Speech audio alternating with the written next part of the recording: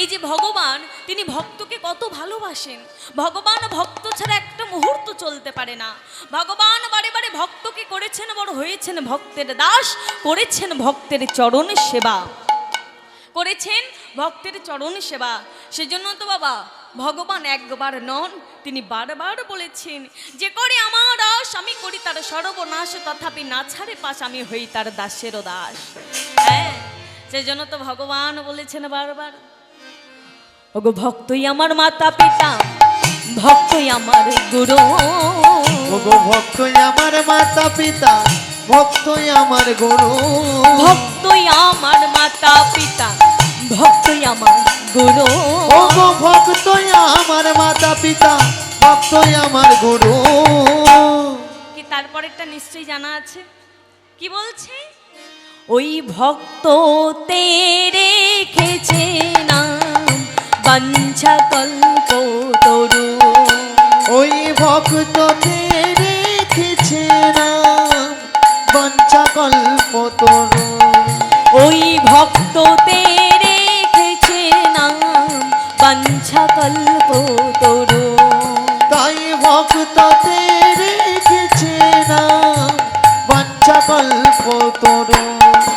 আমি ভক্তির বাসনা পূরণ করি, আমি ভক্তের বাসনা পূরণ করি, ভক্তির বাসনা পূরণ করি, আমি ভক্তের বাসনা পূরণ করি, আমি বাঞ্ছা পূরণকারী ভক্তের বাসনা পূরণ করি, আমি বাঞ্ছা পূর্ণকারী ভক্তের বাসনা পূরণ ওই করি। ভক্ত তে রেখেছে নাম বাঞ্ছা কল্প তরু, ওই ভক্ত তে রেখেছে নাম বাঞ্ছা কল্প তরু, ভক্ততে রেখেছে নাম বাঞ্ছা কল্প তরু। তো সেই বাঞ্ছা পূরণকারী ভগবান তিনি এলেন আমাদের মতো চৈতন্য জীবের চেতনা দেওয়ার জন্য, এই কলির জীবের উদ্ধার করার জন্য অবতীর্ণ হলেন এই ভারত ভূমিতে। তাই মহাজন আমার বলছেন, কি বলছেন? যদি গৌরাঙ্গ না হইত কেমন হরিত, কেমনে ধরিত আমাদের, ও সে রাধার মহিমা প্রেম রহস্য সীমা জগতে জানাত কয়ে। এ রাধা কৃষ্ণের প্রেমের মহিমা যদি না গৌর হরি আসতো, কে জানাতো? এবং এই ভারত ভূমিকে, এই ভারতবর্ষের মাটিকে ধন্য করার জন্য অবতীর্ণ হলেন সেই প্রেমের পূর্ণমূর্তি গৌর হরি। তাই মহাজন আমার কি বলছেন? আহা ধন্য কলি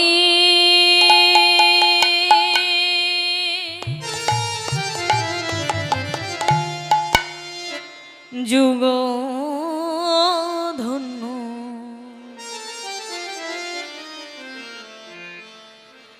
আহা ধন্য ভারত ভূমি, আহারে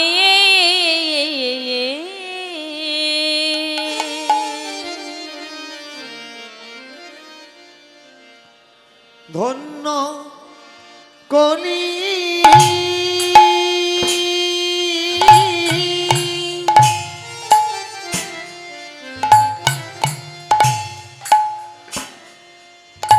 কলি যুগ ধন্য,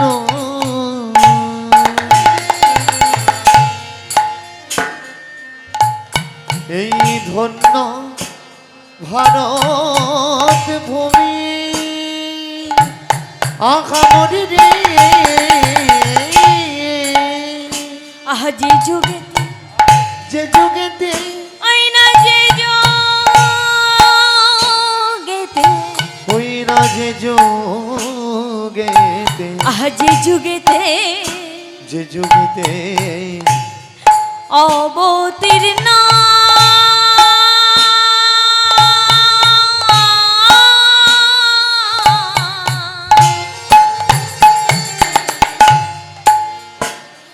আমাদের গৌর গুণমণি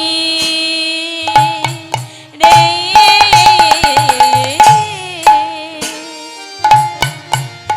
ওই না যে যুগেতে, আহা যে যুগেতে যে যুগেতে অবতীর্ণ ও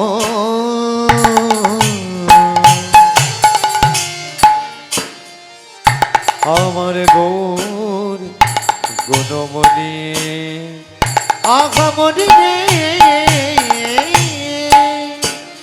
আজি ধন্য হল ভারত ভূমি, ধন্য হল ভারত আজি ভূমি ধন্য হল ভারত ভূমি।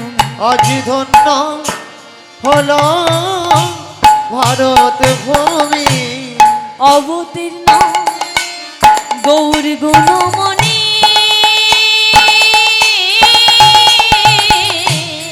ধন্য হল ভারত ভূমি অবতীর্ণ গৌর গুণমণি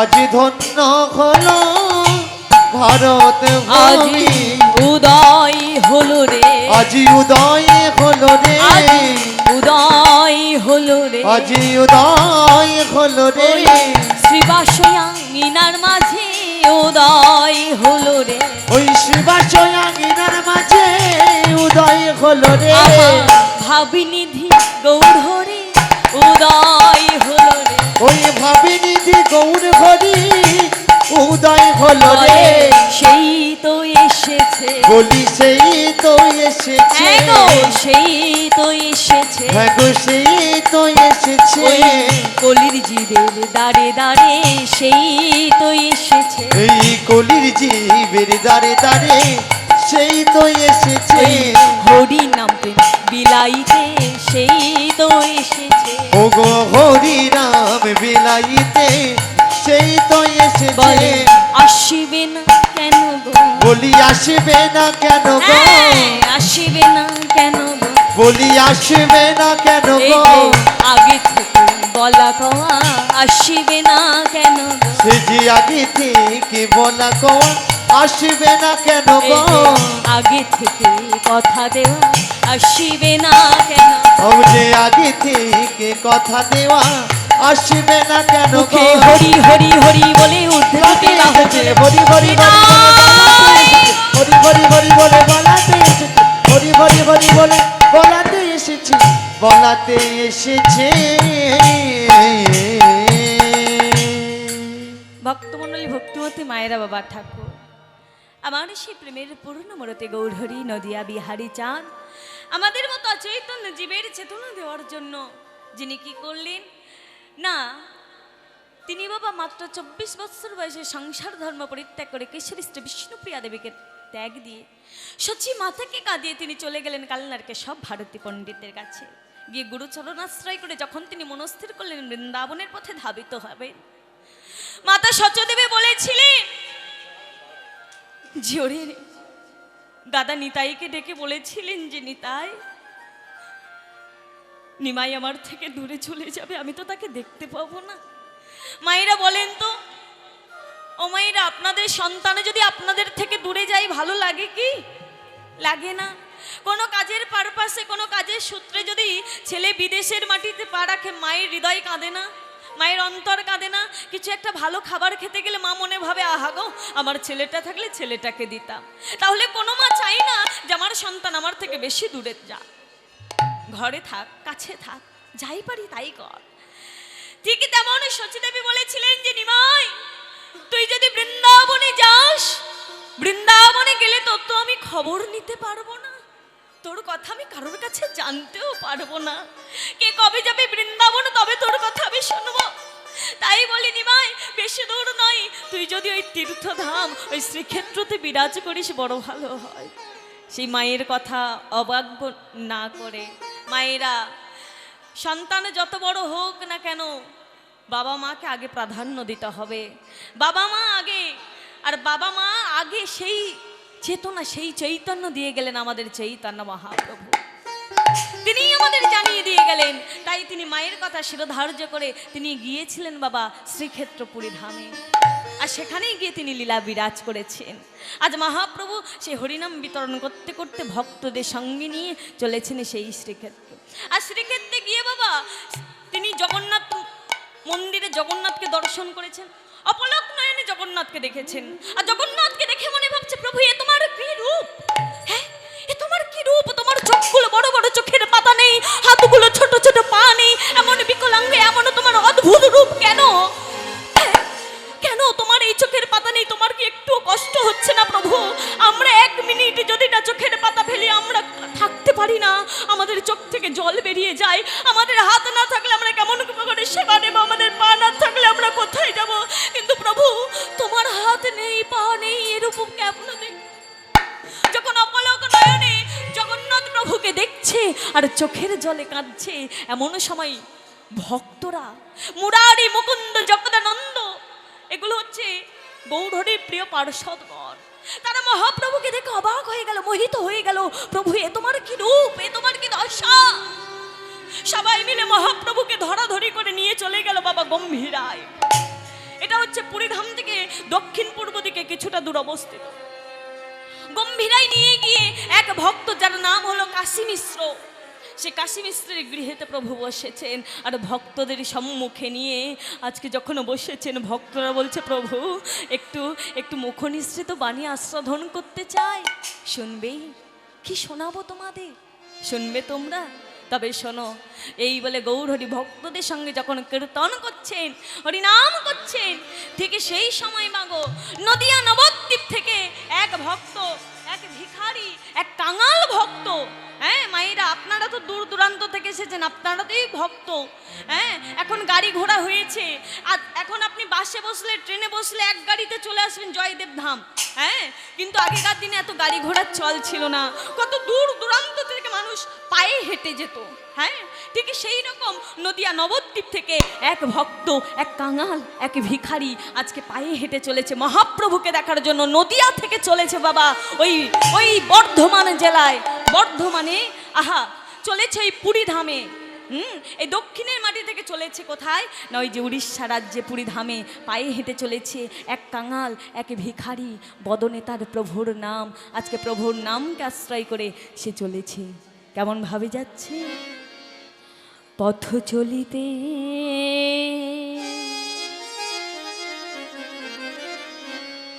আরে বলিতে তোমরা গাহো গাহো কৃষ্ণ নাম, মধুর নাম, হরি নাম। সবাই মিলে দুটি বাহু তুলে কৃষ্ণ নাম, হরি বল, মধুর নাম, সবাই হরি নাম। তোমরা গাহো গাহো কৃষ্ণ নাম, মধুর নাম, হরি নাম। তোমরা গাহো গাহো কৃষ্ণ নাম, মধুর নাম, হরি নাম। মায়ের একটু উলু ধ্বনি হরি চলিতে আর বলিতে, কত চলিতে আর বলিতে, পথ চলিতে আর বলিতে, পথ চলিতে আর বলিতে। সম্মুখে আধার রাত্রি নিজে দিশাহীন যাত্রে, সম্মুখে আধার রাত্রি আমি যে দিশাহীন যাত্রী।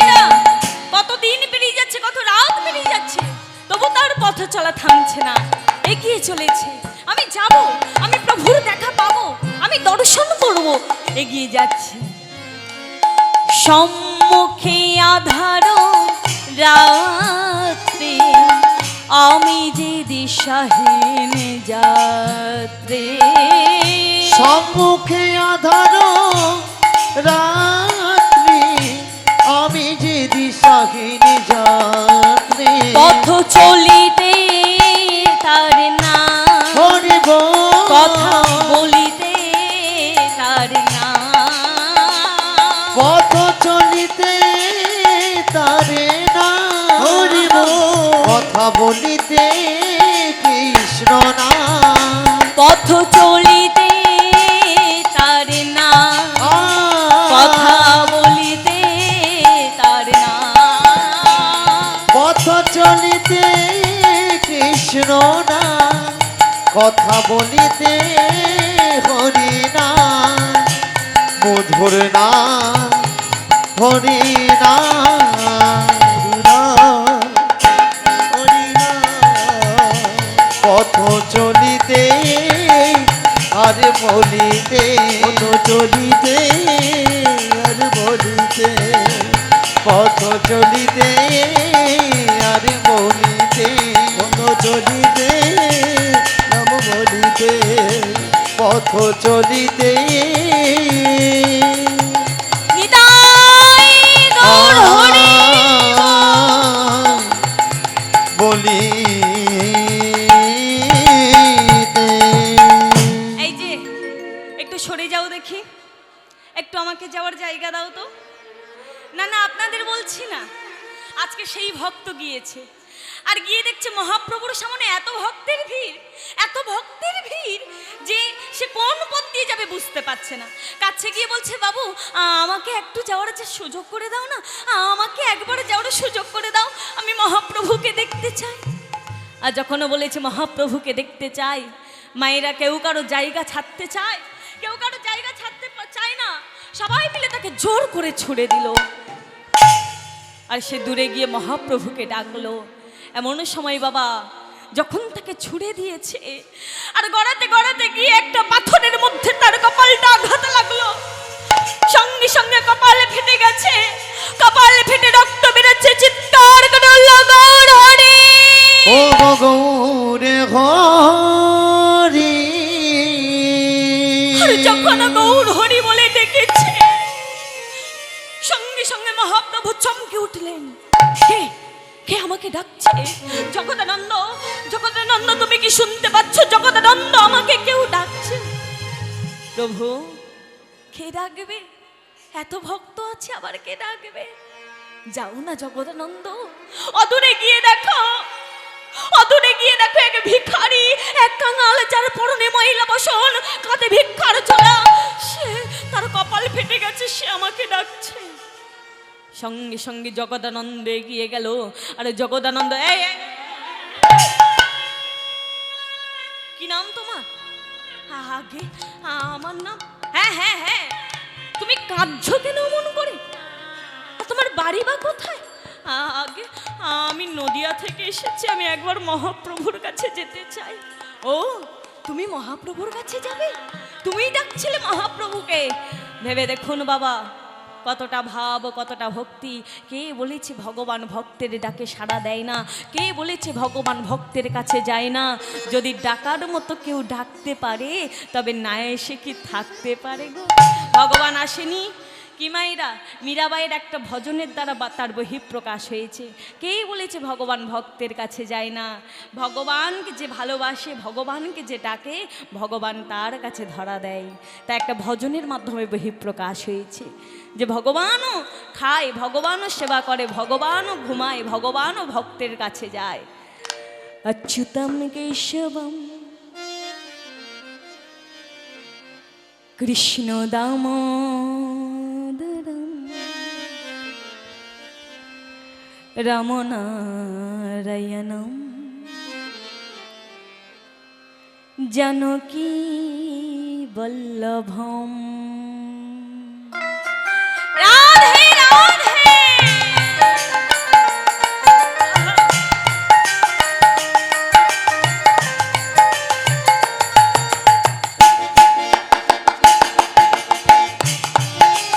একটু করতালি আর উলুধ্বনি চলবে।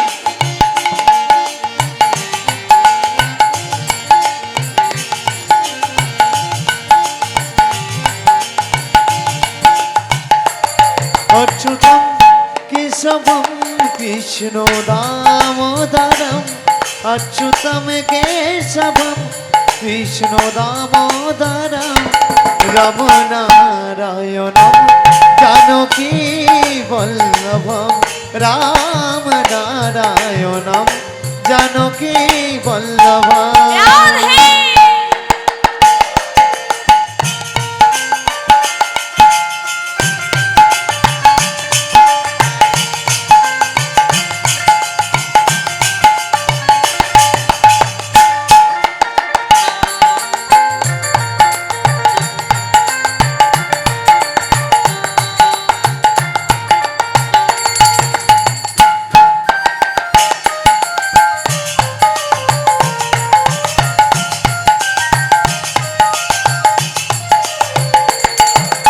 कहते हैं भगवान खाते नहीं कौन कहते हैं भगवान खाते नहीं कौन कहते हैं भगवान खाते नहीं कौन कहते हैं भगवान खाते नहीं सबरी के जैसे खिलाते नहीं तुम मीरा के जैसे खिलाते नहीं अच्युतम केशवम कृष्ण दामोदरम अच्युतम केशवम कृष्ण दामोदरम रमनारायणम जानकी वल्लभम राम नारायणम जानकी वल्लभम कौन कहती है भगवान आते नहीं कौन कहते हैं भगवान आते नहीं कौन कहते हैं भगवान आते नहीं कौन कहते हैं भगवान आते तुम नहीं मीरा के जैसे बुलाते नहीं तुम मीरा मीरा के जैसे बोलाते नहीं अच्युतम केशवम कृष्ण दामोदरम अच्युतम केशवम कृष्ण दामोदरम राम नारायणम जानकी वल्लभम राम नारायणम जानकी वल्लभम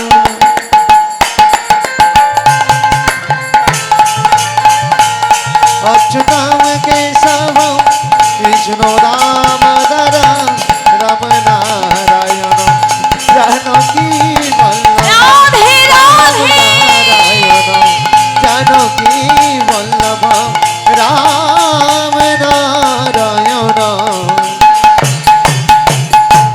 जानकी वल्लभम হরি বল হরি বল এমন সময় তাকে তার ধরে নিয়ে চলে গেল মহাপ্রভুর কাছে আর মহাপ্রভু মায়েরা তার বলছে কি নাম তোমার আগে প্রভু মায়েরা এই ভক্ত গোবিন্দ ঘোষ যে মহাপ্রভুর চরণ পেয়েছিল তা বলছে আমার নাম গোবিন্দ ঘোষ তা বলছে "ও গোবিন্দ তোমার মনের বাসনা কি বলছে প্রভু আমার মনের বাসনা আমি তোমার সাথে তীর্থে তীর্থে ভ্রমণ করতে চাই আর মহাপ্রভু বাবা এই গোবিন্দ ঘোষ তার ভক্তকে সঙ্গে নিয়ে তীর্থে বাহির হয়েছিলেন আর তীর্থে তীর্থে যেতে যেতে বিভিন্ন তীর্থে তীর্থে যাচ্ছেন হ্যাঁ এইবার যেতে যেতে প্রথমেই প্রবেশ করেছিলেন তিনি পূর্বাস্থলিতে বর্ধমান জেলা একটা জায়গা হ্যাঁ বর্ধমানের আগে পূর্বাস্থলিতে গিয়ে বলছে গোবিন্দ সেবার ব্যবস্থা করো বাবা গোবিন্দ সেবার ব্যবস্থা করেছে আর সেবার ব্যবস্থা যদিও বা করলো কিন্তু বাবা হরিতকিটাই আনেনি এবার প্রভু আমার মুখ শুদ্ধি চাইলেন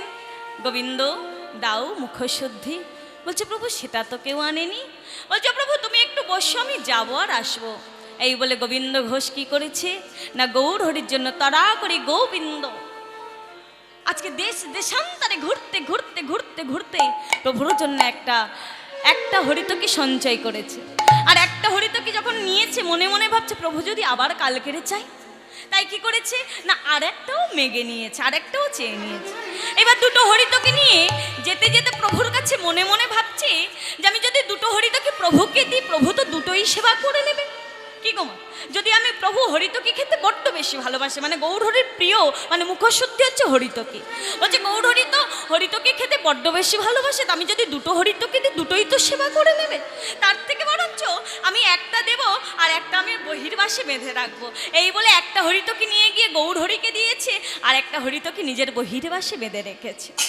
এবার যখন বহির্বাসে বেঁধে রেখেছে, ওদিকে অন্তর্যামী ভগবান গোবিন্দ মনে মনে ভাবছে যে প্রভু কিছু জানতে পারছে না, আর এদিকে অন্তর্যামী ভগবান গোবিন্দের অন্তরের কথা বুঝতে পেরে বলছে, গোবিন্দ তুমি কার কাছে লুকাচ্ছ?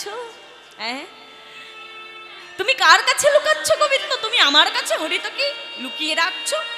তবে আজকে তোমাকে কিছু বলবো না, তোমাকে ধরবো আমি কালকে। এই বলে কি করেছি না, পর দিবসেতে প্রভু আইলা অগ্রদ্বীপে আর ভক্তগণে সবাই মিলে হরি হরি হরি বল। পূর্বাস্থলী থেকে চলে গেলেন অগ্রদ্বীপে, আর অগ্রদ্বীপে গিয়ে বলছে, গোবিন্দ সেবার ব্যবস্থাটা করো। গোবিন্দ ঘোষ আবার সেবার ব্যবস্থা করেছে, আর সেবার ব্যবস্থা যখন করেছে, গৌরহরি এবার মুখশুদ্ধি চেয়েছে, গোবিন্দ দাও। আর যখন গোবিন্দ দাও বলেছে, মা ভক্তের আনন্দ আর ধরে না। হ্যাঁ আমি জানতাম তুমি চাইবে, হ্যাঁ আমি জানতাম তুমি চাইবে। এই বলে কি করেছে না, সে আগে থেকে সঞ্চয় করে রাখা হরিতকিটা সঙ্গে সঙ্গে গৌরহরির হাতে তুলে দিয়েছে। আর যখন গৌরহরির হাতে তুলে দিয়েছে, গৌরহরি এইবার ধরেছে, গোবিন্দ কালকে যখন তোমার কাছে থেকে হরিতকি চেয়েছিলাম, তোমার তো দিতে দেরি হয়েছিল, কিন্তু আজকে এত তাড়াতাড়ি তুমি হরিতকি পেলে কোথা থেকে? বলি, এ বাবা প্রভুর কাছে তো ধরা পড়ে গেলাম, তাহলে এখানে মিথ্যা বলে আমার কোনো লাভ নেই, কেননা এখানে সত্যি বললেও বিপদ, মিথ্যা বললেও বিপদ। অর্থাৎ যদি সত্যি বললে একটু আমার কি অপরাধটা একটু কমে। এই বলে বলছে, ও প্রভু আর কি বলবো, আমি তো কালকে দুটো হরিতকি ভিক্ষা করেছিলাম, একটা তোমাকে দিয়েছিলাম আর একটা আমি আমার বহির্বাসে বেঁধে রেখেছিলাম। কি আমি ভালো করিনি বলো? সে ভাবছে যে আমি ভালো করেছি, প্রভু চেয়েছে আমি সঙ্গে সঙ্গে দিয়ে দিয়েছি, দেরি হয়নি। এইবার গৌরহরি বলছে, বাহ বাহ গোবিন্দ বাহ, আর তুমি আমার সঙ্গে সঙ্গী হয়ে সঞ্চয় করলে, তুমি অপরাধ করেছো গোবিন্দ, তাই এই মুহূর্তে এই অগ্রদ্বীপের মাটিতে তোমাকে দিলাম আমি নির্বাসন নির্বাসন নির্বাস। বলো না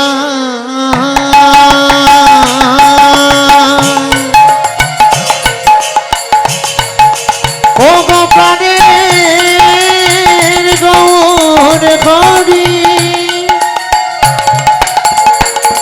তুমি আমার কথা বলো না, বলো না ও গো দয়াল হরি। কিন্তু ভগবানের যেই কথা সেই কাজ, সঙ্গে সঙ্গে সেই মুহূর্তে অগ্রদ্বীপের মাটিতে গোবিন্দ ঘোষকে নির্বাসন দিয়ে গৌরহরি আমার চলে গেলেন। তবে মা গোবিন্দ ঘোষের কাছে আবার ফিরে এসেছিলেন এক পক্ষান্তর পর, অর্থাৎ এক পক্ষকাল, 15 দিনে হয় এক পক্ষকাল।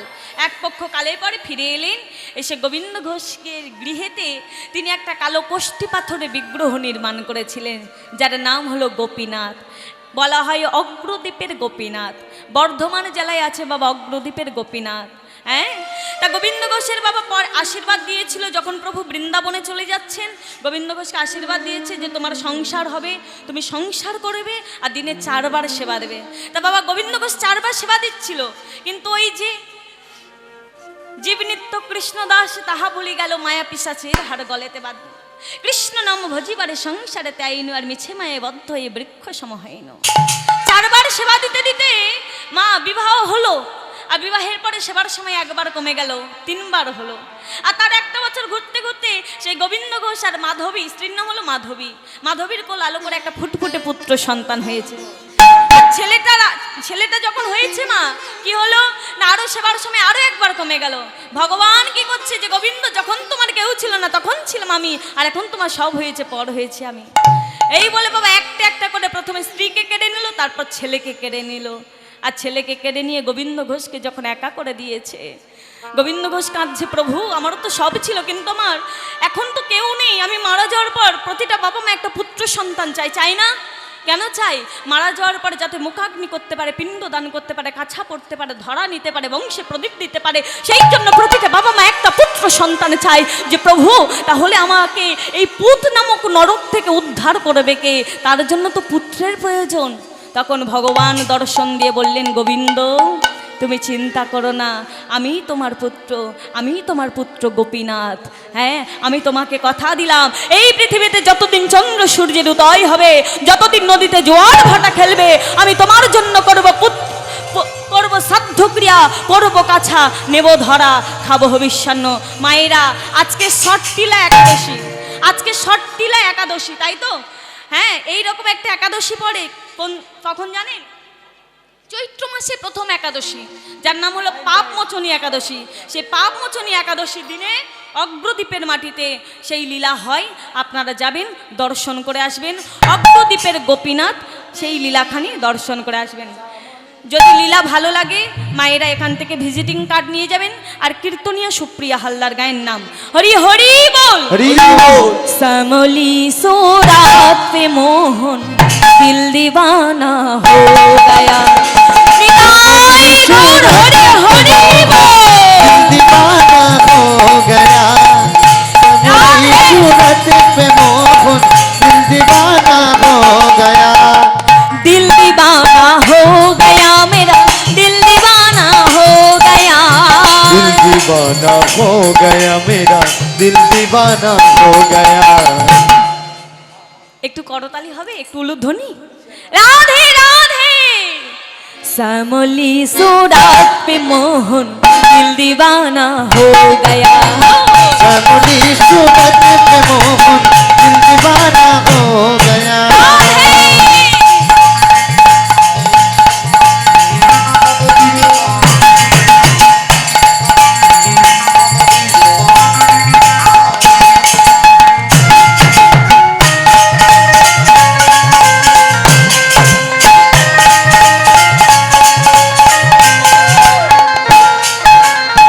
एक तो तेरी नहन तिरछी, दूसरा काजल लगी, एक तो तेरी नैनो तिरछी, दूसरा काजल लगी, तीसरा